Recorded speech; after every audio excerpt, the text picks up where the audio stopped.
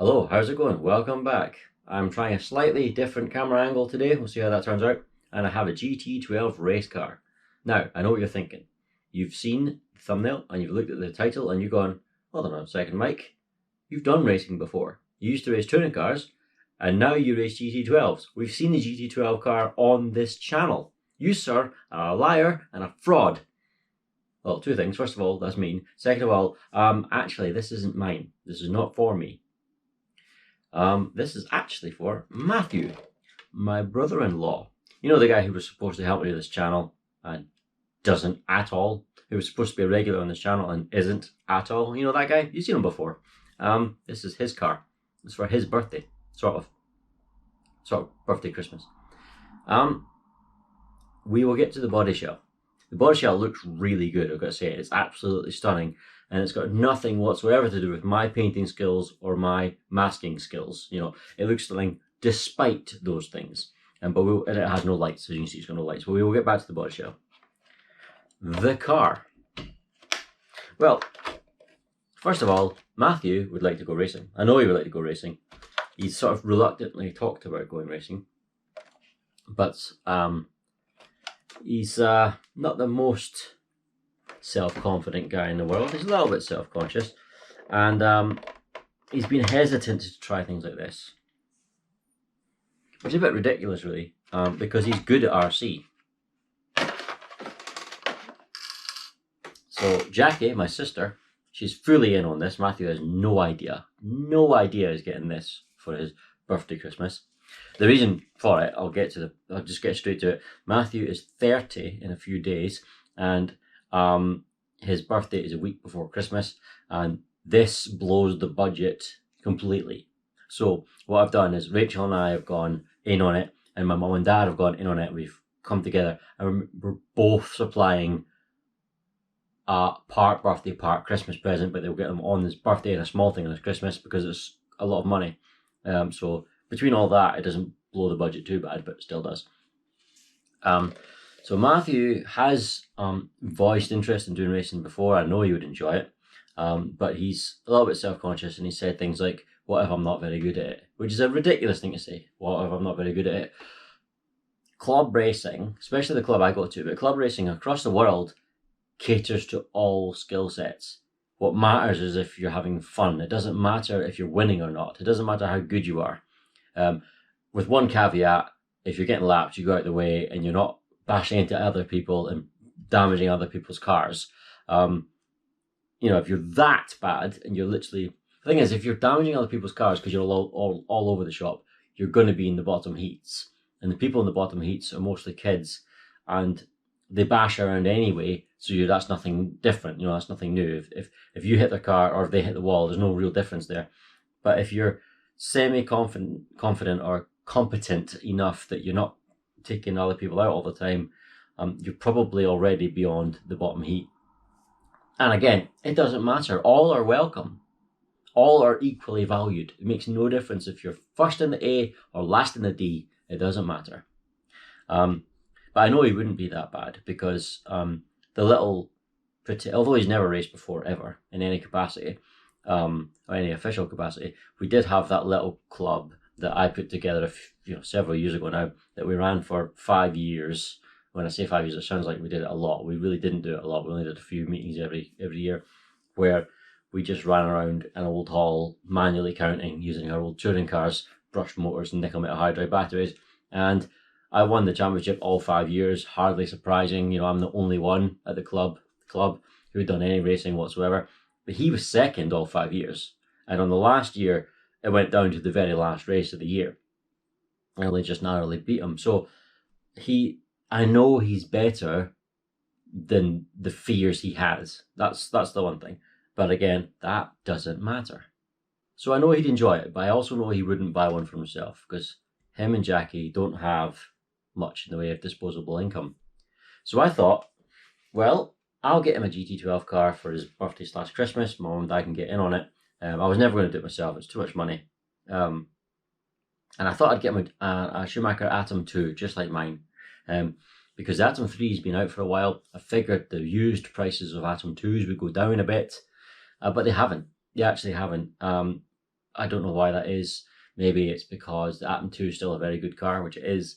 Maybe because the Atom 3 is barely an upgrade. I mean, the difference between an Atom 3 and Atom 2 is not that much in terms of performance. They look a bit different, but you know, they're very much of a muchness. So that's another part of it. But either way, I looked for Atom 2s, but they were out of budget. But then Steve came along. You remember Steve, my rival, that I narrowly beat? I say narrowly, I beat him by 1 point in the championship last year, and we're always separated by hundredths of a second. He had his old Atom 1 for sale, and we did a good deal. So this is Steve's old Atom 1. So this is a Schumacher Atom 1 rather than an Atom 2. But this is actually the Atom CC, which is the carbon fiber version of the Atom 1. Now my car is the carbon fiber version of the Atom 2. So it sounds like on paper, mine is just a generation ahead, and that's it. It's a better car. A better car, but that's actually not necessarily the case, because when it comes to the Schumacher Atom 2, the carbon version and the non-carbon version are identical spec. They are the same car, just different materials. The Atom CC is a different spec than the non-CC, the standard Atom 1, because it has a few changes to it, as well as being made out of carbon fiber. But have a look at it here. I'm running, it's running the old Sky RC Aries Pro version 2 motor that I first tried in my Atom 2. I first ran. I found it was okay, and especially at the bottom heats, it was perfectly fast enough. Towards the faster heats like the B, or the faster finals like the B, it didn't have enough grunt, so I upgraded to the Trinity RevTech. But I wasn't running a fan, and I couldn't gear it up much, because once I got beyond a certain point, the temperature would spike and I had nothing to cool it with.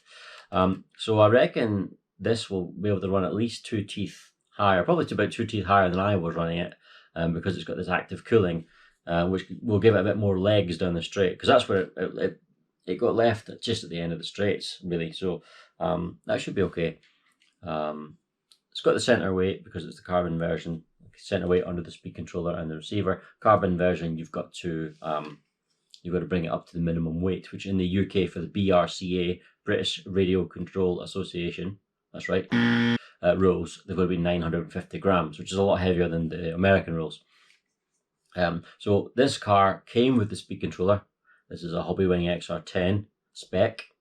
Came with this motor, this KO Pro servo. Came with the servo, KO Pro servo.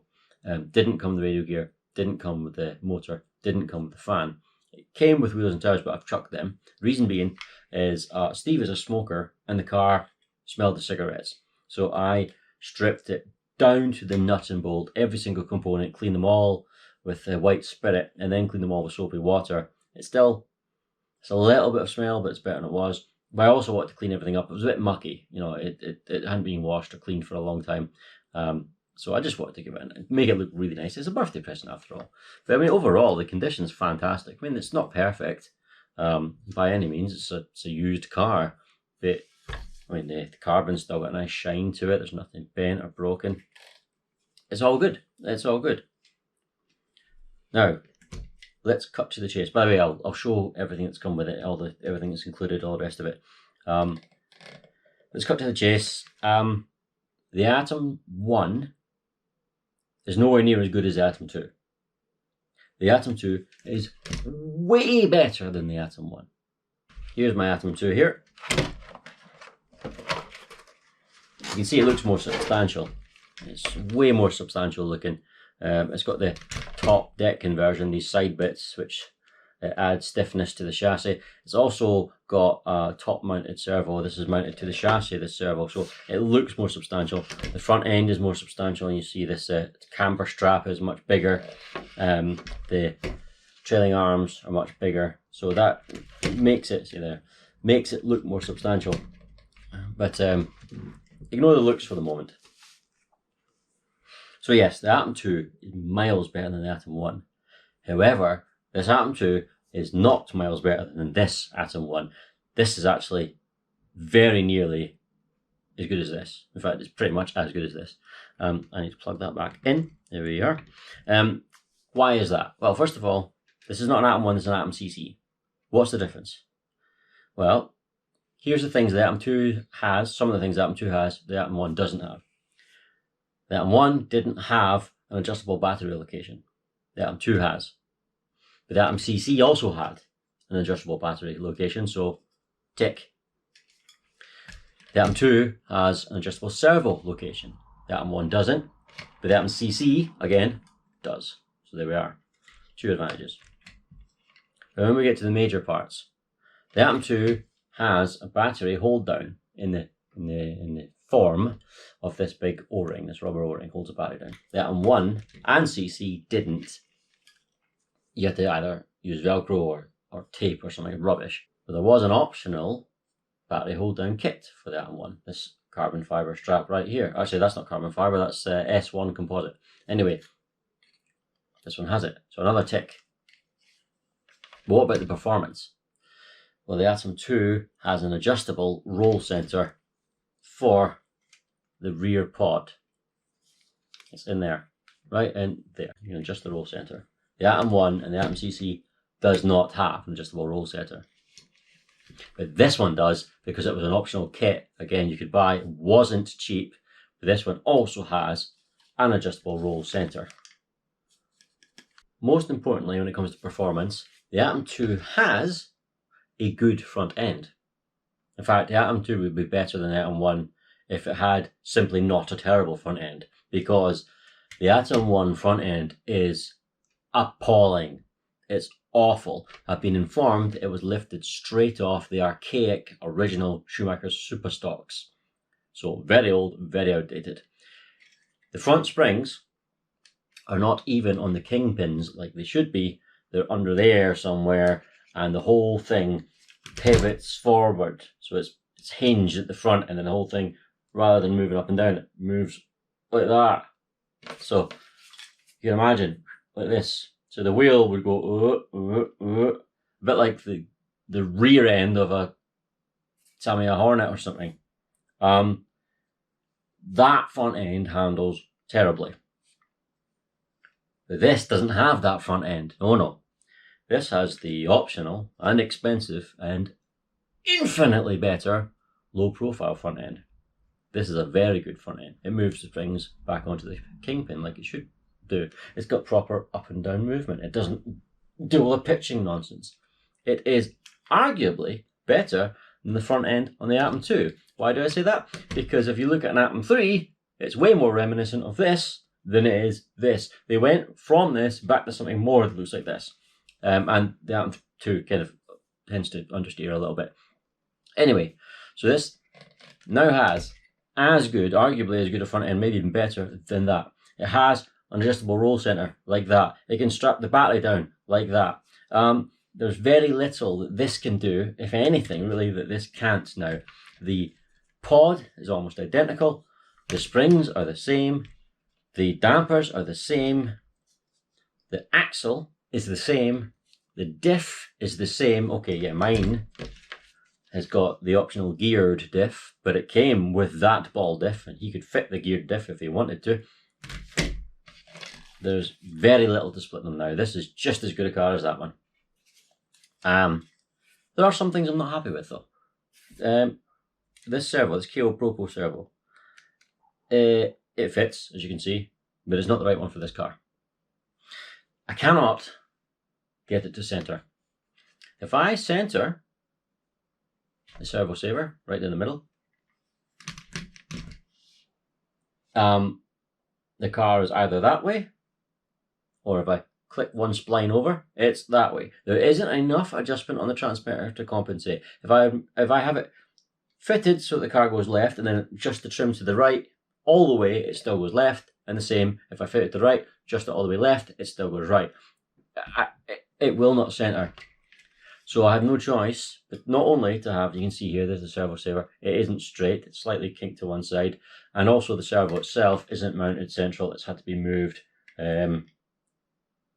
that way a little bit, that way a little bit. It's really annoying because it kind of looks a bit ham-fisted.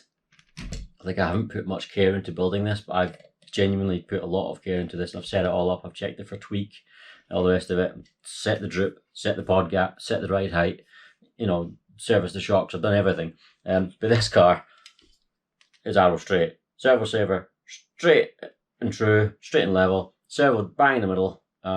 This, not so much. Part of that is the KO Propo servo has a 23 tooth spline, which means the gaps between each spline are bigger than a standard 25 tooth spline. So one click is too far that way, the next click is too far that way, you can't find the gap. Maybe if there's 25 of them, not 23, it'd be easier to get down the middle. Don't know. But that's the first thing I would suggest to him, is get the core RC servo that most people use, including myself, with the 25 tooth servo saver, and then we'll see where we're at. In the meantime, this will work fine. It's a very good servo. KO Propos are a very good servo. It's digital. And the other issue with this KO Propo servo is during left-hand turns, the right-hand steering link hits the body of the servo. It actually fouls it. You can get so far and bang, it hits it. Now, I tried several things. I tried moving them to the front holes on the hubs there. I then moved them in front of the servo saver, but then they foul on the body post mounts, or the body mounts. I tried moving the servo back to keep them straight, but unfortunately the servo saver is proud of the chassis. That's why there's a hole there. If you move it back enough to keep the arms straight, by changing the servo mounts to be in front and not behind the servo, pushing it back, pushing it down. If you see that as the mounts, you put them the posts, you put them in front, push the whole thing back. So then the servo saver hits the chassis, so you got to lift the servo up by putting shims under it or spacers under it, which A, changes the centre of gravity, raises the centre of gravity, B, changes the steering geometry a bit, and C, if you look at it here, with the servo mounted flat on the chassis, that's the only bit that's rigid. And that's, I mean, it's relatively rigid anyway because it's carbon fibre, but that's offering the stiffness to the chassis at that point. You take that servo away, you get to make it floating. There's nothing to make that part rigid, so I just want to leave it. It's better that it functions properly and sits a little bit funny. I've then decided just to shave the body of the servo down. That's what I've done. Shaved it down, and it now gets, and it goes, let me see. Yeah, it goes that far before it hits it now, which is almost as much lock as I'm getting on that, so it's going to be more than enough. If he's finding it difficult, maybe we'll look at a different solution, maybe we'll look at a different servo. I think we should anyway, but it'll do for the moment. There's nothing more I can do. It's just annoying. It's just really irritating. I mentioned how I used to run this Diaries Pro version 2, and it was a little bit lacking in top end. It just was a little bit gutless at the end of the straight, but because I've got the cooling now, I can run a couple of teeth bigger maybe. I mentioned that. Obviously it's not going to have the top end of this, the Trinity RevTech. I mean, this is known for its top end. This motor is literally characterized by having zero grunt, zero torque, and loads of RPM, and you've got to gear it really low. So this is geared 4 or 5 teeth lower than that, and that's normal. I run this as a smaller pinion than everybody else at the club. But this won't be too bad. You can get the RPM data off the speedo, you plug it into the computer, and from a charged battery it was getting over 14,000 RPM, 14,190 I saw.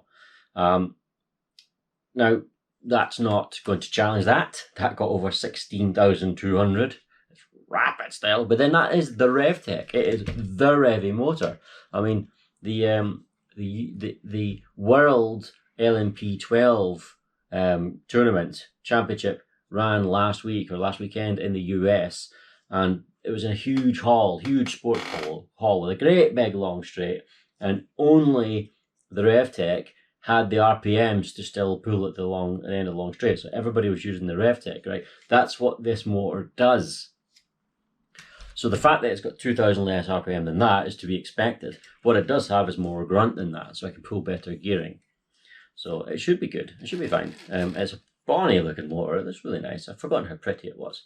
It's a nice motor and it runs quite well. So yeah, not the fastest thing in the world, but you know, I only started having a problem with lack of speed when I sort of got into the B final roughly with it. I didn't have any flexibility in terms of gearing because I had no cooling.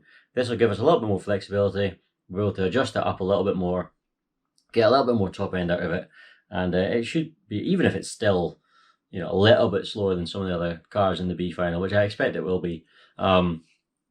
It's going to make mincemeat out of the cars in the lower classes or the lower tiers, the lower heats, the lower finals, and it'll hold its own to a point in the BE as well. So perfectly good to start off with. Now, onto the body shell. I mentioned how I'm kind of lucky it looks as good as it does. You've had a chemical reaction between the paint and the body shell. I'm sure you have. I had a really bad chemical reaction between the silver and this Fat Body's GTM body shell. Tamiya silver, usually Tamiya paints are awesome. I did wash it, I always wash it, but the temperature didn't help, it was cold. But then I used the hairdryer to warm it all up, warm the paint up, warm the body shell. Between each coat I was warming it up. It still didn't work right, there was a chemical reaction. The silver was running down the front, running down the side, a little bit on this side as well, mostly down sort of this area. Absolutely running down it, huge patches and gaps in between. I just thought it was game over. I thought that's it. I wasted all this time masking it all up. It took me so long. Liquid mask, painted with a brush. Yeah, such a waste. But I decided to keep at it, use the whole can, cover the silver, and then it's what a mess. What a mess. So I had a plan. I would use some of Rachel's acrylic paints, and I would mix a black and a white together until I could get roughly the right shade.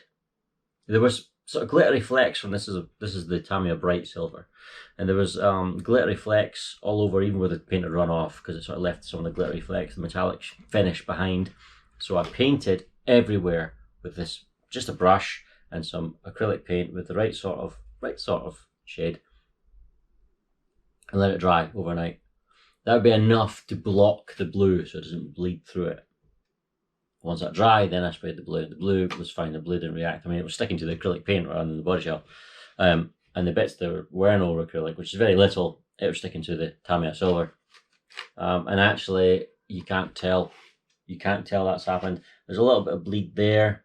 And if you look really closely, it does look like a bit brush strokey in certain points.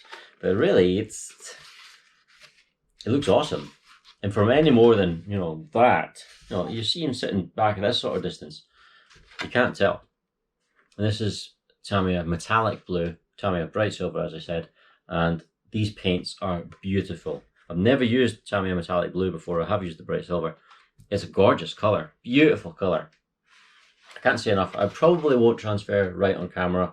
It certainly doesn't transfer right on my phone when I take photos, but then I have the base model, so who cares. But hopefully you'll be able to see at least some of how nice this looks. It's absolutely stunning. My masking is not great, my painting is not great, but the colours really, really lift it. So I'm really pleased with that, and I think he'll be over the moon with the way this looks. The lights are missing, as I said, because I made a bit of a boo-boo. Body shell doesn't come with lights or grills, you've got to buy them separately. RCDecals.co.uk sells them, so I bought some without looking properly. Bought the wrong ones. Bought the ones you're supposed to put on the inside before you paint it. Didn't realise until it was painted. Great, so I've ordered the right ones now. The problem is, today's Wednesday, the guy posts them today. Matthew's birthday is Friday. They're supposed to arrive on Friday morning. We'll see. We'll see. I can always explain the issue. I do have other lights for my shell, which is this. It's clearly, they're both supposed to be McLarens. They're very similar, but this is a Montec, this is a Fat Bodies. I have a set of lights for the Montec. They might fit, they look very similar, but we'll try and see if these Fat Body ones arrive in time first. Finally, let me just show you everything he's getting with his car, his Atom CC. It's a heavily modified Atom CC. There's a decent amount of stuff. Some of it came with the car. This beater body shell, which isn't too bad. I mean, it's got some cracks around the arches, both front arches. And there's no real lights there, they're just painted white, and there's no lights at all on the back. But it's, some tape repair at the front, you can see inside and outside. It's, but it's absolutely fine. It's quite a solid shell, perfect to learn your craft. So he might choose to run this before he chooses to run this, in case he risks crashing that. I mean, you're going to crash. It's part of racing. You're going to crash. Even the best guys crash. When you're starting out, you really crash quite often. So it's going to get damaged. It's just the nature of it. It doesn't really matter. We might try and use this first. I don't know, something. What I've done is I've had to add extra bits to the front bumper because that front bumper couldn't get anywhere near the front of this shell. There was a big gap, which means that offered no protection. But I've applied it using double-sided tape. So these two front bits can just rip off if he wants to use the beater body shell. Gives him the option. If I glued them on, that one wasn't going to fit, and only this one would be an option. This way, gives a bit of flexibility. He can choose what he likes.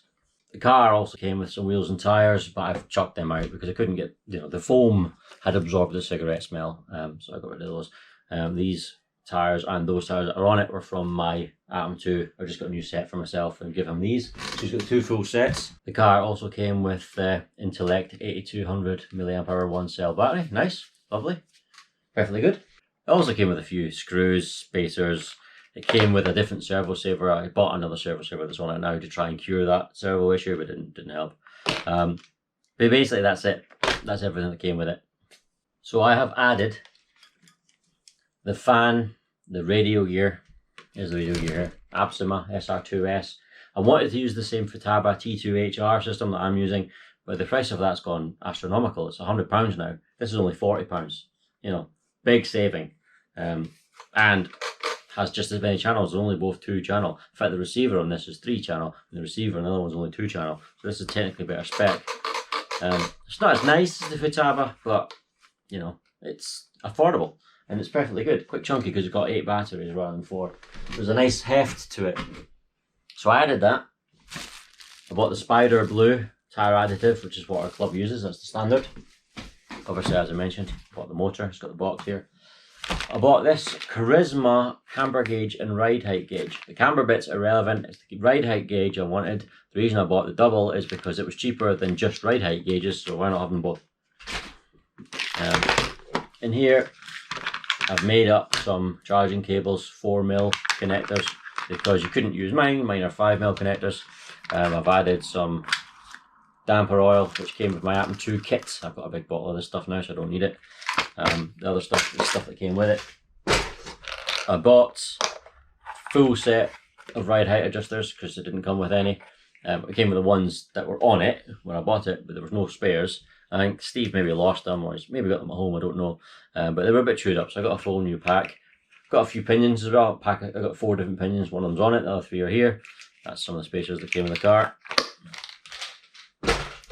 Decided to donate my Reedy 1S battery, 6600. This is actually a high voltage LiPo, the ones that go up to, 3.8 volts rather than 3.7. You're only allowed to charge to 3.7, so it's kind of irrelevant. It's going spare, so I was going to sell it, but he can have it, and it's in great condition, not had much use. The fan mounts, I had to buy them, they weren't included, so there's the instruction manual for it. I just added some stickers, and I got a Schumacher Atom 1 instruction manual. But this car is so modified that this was next to useless. I was completely lost building this because I thought, oh, I've got an instruction manual, I don't need to take photographs or remember anything, I'll just strip it down to the bolts, just go ham, and then I'll reassemble it using this, and it was useless. It was terrible. I was so confused. I was like, none of this matches this, what's going on? Not only is this not for the Atom CC, I think this manual predates the release of the CC, but even if it did, the front end's different, the roll center's different. The battery mount, I suppose you would call it, the bit that goes in front of the battery to stop it rolling around, that's different. Obviously the strap, but that's self-explanatory. There was a lot, and I was so lost, but I managed to get it. So this is kind of irrelevant, but it's fine if he wants to know how to assemble the pod, for example. That'd be fine. Apart from the front of the pod, because the roll center is never adjustable, and it's not adjustable in this. Good luck, Matthew. I think, did Steve say he had the... He said he either has the roll center instructions or the front end instructions, but not both. And I can't remember which, but I don't have them here. So that's it. Not bad, huh? Not bad. It's a broad looking car. It looks fantastic. It's going to go really well, and I'm sure you'll have a good time with it. But Matthew, don't be self-conscious. Racing caters to everybody. So this isn't Formula 1. You don't get kicked out for coming last. It doesn't matter. Not that you're going to. Yeah, so it'll all be good. If you're wondering, hold on, you're making a video. His birthday surprise. going to upload it the day after his birthday. So by the time you see this, you'll have already received it. See? Perfect. Thank you for watching. Take care. I'll see you later. Oh, and I'll keep you informed of how well he does. Bye-bye.